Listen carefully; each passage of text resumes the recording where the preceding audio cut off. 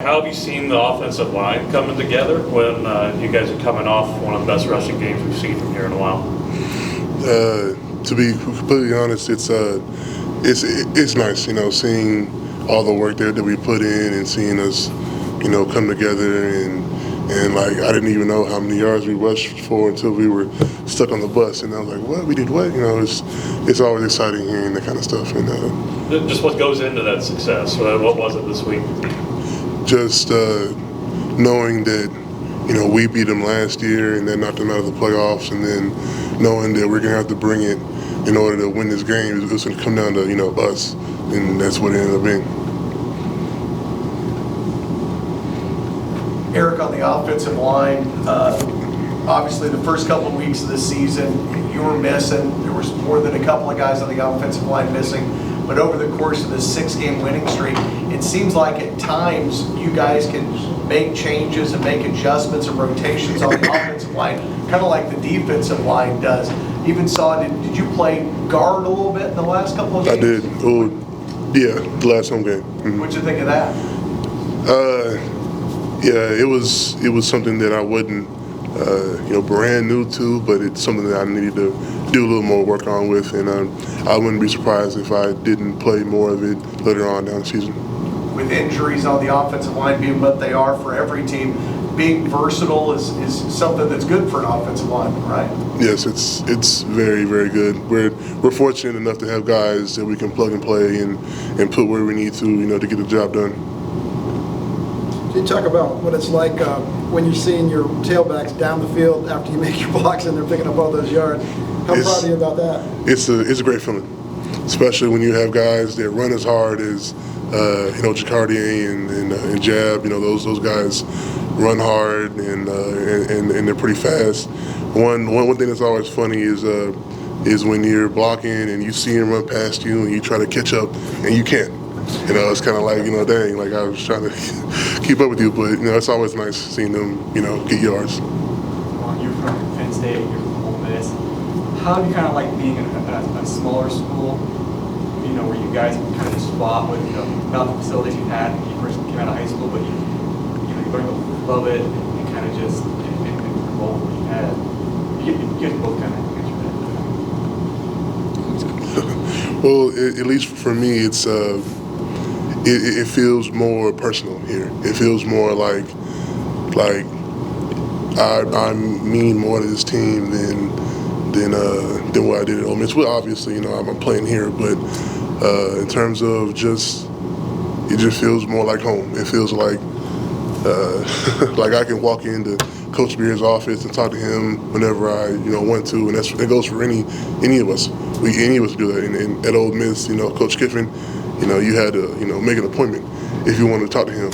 So it feels more like, honestly, it feels more like high school. It feels more like I'm here and the coaches are really pouring into us and want us to see us grow, not just as football players, but also as men. And that really speaks volumes to the coaches that we have on this run program. For me, I think kind of like piggybacking off what he said, it's more like high school. It's easier to build relationships and just going in there every day and knowing that your teammates and your coaches expect certain things out of you and you expect certain things out of them too. It just means a lot, and it's a strong dynamic. And from both of you guys, 6 straight wins now. How are you guys avoiding being complacent? I'd say it's Tuesday and Wednesday and Thursday, like practice days, just reps and doing the same thing over again and consistency. And I think that's really the biggest thing and the biggest way you can go 1-0. You can get bored by that, though. So how do you avoid just doing the same thing, just keeping that same mindset? In the moment, things could probably seem boring or seem like, it's repetitive. But when you got a group of guys around you who want the same thing as you and who are working for the same thing, it creates an energy that everybody can feed off of. How have you gone back and watched the defensive line's performance? It's a good Northern Iowa offensive line that had success. Just what do you think you guys need to do differently this week to improve? I think we just need to fall back to like fundamentals and just like, you know what I'm saying, the things that we've been taught throughout the whole season, just, you know what I'm saying, getting back to how we've been playing the last couple of games, and we're gonna be good. Devon, there was some conversation last week about going up and playing in the dome and it being a different type surface, different turf. Did you run into any issues as far as playing on the surface of the Unidome? No, it was cool. For me, it was cool. I didn't have no problem. Neither did I. Yeah, it was. You guys were talking about, Coach was saying this is like your playoff run that you've got. Just kind of address that a little bit. Well, we all know that we're not going to the playoffs, but these next, you know what I'm saying, these next couple of games, we know what we got to do and we know what we're playing for, and you know what I'm saying, everybody has that mindset, so it's contagious.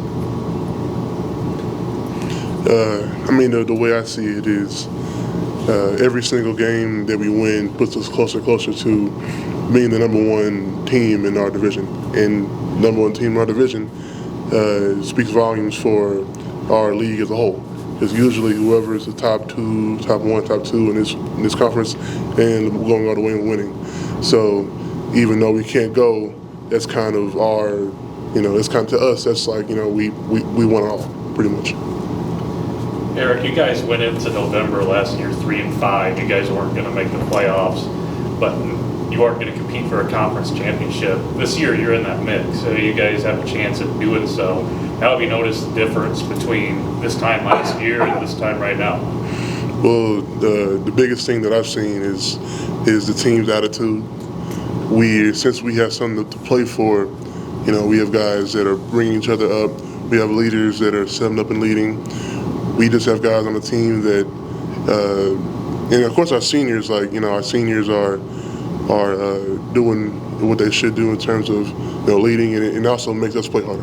Because these seniors won't be back to benefit from not playing in the playoffs to moving divisions. So we at least for me, I play for the guys that can't come back and play with us next year.